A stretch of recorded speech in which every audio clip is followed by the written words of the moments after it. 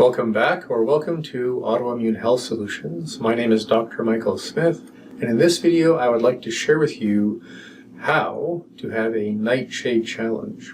If you have an autoimmune condition and you're a fan of the Nightshade plants, but you've been told you can't have them, my recommendation is to take at least about a month off from having them as you begin the Ancestral Autoimmune Protocol that I offer, and then after about a month to 6 weeks, maybe reintroduce them in a very careful way. And I'll describe that way at the end of the video.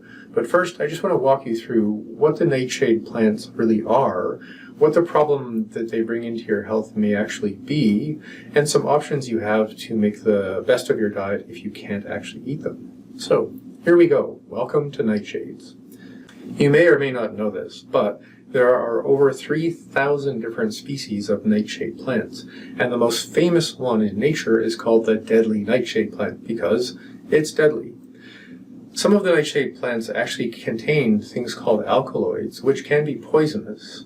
And a lot of the nightshade plants that we eat as food may or may not have certain alkaloids that cause an allergic response, and that only happens in some people. Now, people with autoimmune diseases whose immune systems are more aggressive and reactive, their bodies are more inflamed, they're more likely to be sensitive to nightshades. But that doesn't mean that everyone with an autoimmune disease is basically going to have to be nightshade free. In fact, many of the nightshade plants are nutrient dense, some of them are actually anti-inflammatory, and there are people around the world who eat them every day. So it may or may not be that they're the worst thing ever.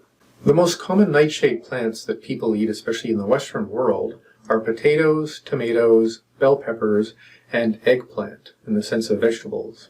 There are also fruits like gooseberries, huckleberries. The nightshades also include medicinal plants and herbs and some spices. The most common herbal medicine is ashwagandha, and the most common spices are things like cayenne and chili flakes. When you're looking at spices that you buy over the counter or, I guess, off the shelf, you're looking mostly at things that contain tomatoes and hot spices. So you have to be careful. And that can include things like curry mixes, garam masala mixes, and things. So you may have to be pretty imaginative when you're avoiding nightshades. Now, there are some foods that people believe are nightshades that are not. And that includes zucchinis, sweet potatoes, mushrooms, onions, and black pepper. So yay, black pepper is not technically a nightshade. One of the easiest ways to navigate your diet by avoiding the nightshades is to actually just replace them. So if you want to replace white potatoes, you could be using turnips, parsnips, rutabagas, cauliflower, and in fact cauliflower makes a really great puree just like mashed potatoes, and there's yams and sweet potatoes as well. If you want to replace tomatoes, your best bets in the sense of color are going to be beets and carrots. To replace eggplant, the most popular option is those big portobello mushrooms. They actually have a similar mouthfeel. If you want to replace cayenne, the best choices are white pepper or black pepper. If you want to replace paprika, something not really the same but kind of close would be cumin. You can easily replace huckleberries and gooseberries with blueberries or raspberries or anything like that. And if you want to replace goji berries, you can use raisins or grapes or even cranberries. Now, as autoimmune patients, the last thing we want to do is poke the eye of the bear of our immune system by eating something that's going to be an inflammatory trigger. So again, when it comes to nightshades, we want to be careful. Now, there are 3 things in nightshades that are known for sure to cause problems, and they're all called glycoalkaloids. One is called solacine, one is called nicotine, and one is called capsaicin, which is the spicy one. Some things in life are common sense, and when you actually look at what these nightshade alkaloids do in these plants in nature when they're still growing, is they actually work kind of like a bug spray, in the sense that when insects come along to eat them and try and penetrate in there to see what's happening, it's these alkaloids that actually irritate the gut of these insects, or it makes their mouth go numb, or it can actually hurt them or kill them. So when we're concerned nowadays with our microbiome and our gut health and the integrity of your mucosal membrane, because you don't want to have a leaky gut, anything that you eat that is going to cause more inflammation and more damage isn't a good idea. So when you're eating something that's chemically kind of like bug spray. Imagine what that's going to do to all of the microbacteria in your microbiome. Bug spray, dead bugs, more die-off, more inflammation, more epoxides getting into your bloodstream, going through your liver and into your brain. So that's one of the main reasons why we try and avoid the nightshades, at least at the beginning, especially if you're very sensitive to them. One of the most researched aspects of the nightshade plants is on actual intestinal permeability and the way they trigger your immune system. Pretty much all of the nightshades, if they're very reactive and inflammatory to your immune system, can actually cause more leaky gut and more intestinal permeability and more inflammation. And in fact, there's an alkaloid in tomatoes that's an adjunct. It's added to vaccines that when you have the vaccine in your blood, that alkaloid from tomatoes is such an inflammatory trigger to your immune system, it makes it more likely that your immune system will recognize the virus in the vaccine and make the vaccination more effective. So just one of those things to be aware of, that these alkaloids are actually clinically used to effectively charge up your immune system to make certain things work better. Capsaicin, the spicy part of peppers, especially if it's concentrated and really hot to your mouth, it's because it's burning and causing pain in your mucous membrane. If you've ever chopped up a jalapeno pepper and then rubbed your eyes, you're going to realize how inflammatory they can be to your mucous membrane. So a lot of spicy food, especially from nightshades, when you have a leaky gut, is just going to irritate and inflame your mucous membrane. And even if you don't feel like you're very sensitive to nightshades, overdoing spicy food can still be an overall negative to your long-term health outcomes. Another unique form of damage that can happen from nightshades, they interfere with an enzyme called acetylcholinesterase, which has a lot to do with nerve conduction and a little bit to do with muscle contraction. So if you're dealing with anything that has to do with neurological degeneration or inflammation, you definitely want to avoid the nightshades in the long term. So, if you're a person who feels that you may respond to nightshades, I just want to cover something a bit technical with you, just so that you can be more sure if you decide to do a nightshade challenge. So there are two ways that people react to nightshades in a clinical perspective. One is called a nightshade intolerance, one is called a nightshade allergy. So I'm just going to walk you through the symptoms of both, so that when you do your nightshade challenge, if you choose to do so, you'll be very clear on what you're looking for. So the symptoms of a nightshade intolerance are bloating and gas, nausea, diarrhea, achy muscles and joints, and a generalized kind of inflammation, which, depending on what your symptoms are, say psoriasis or something else, the inflammation will show up based on how your body's inflamed.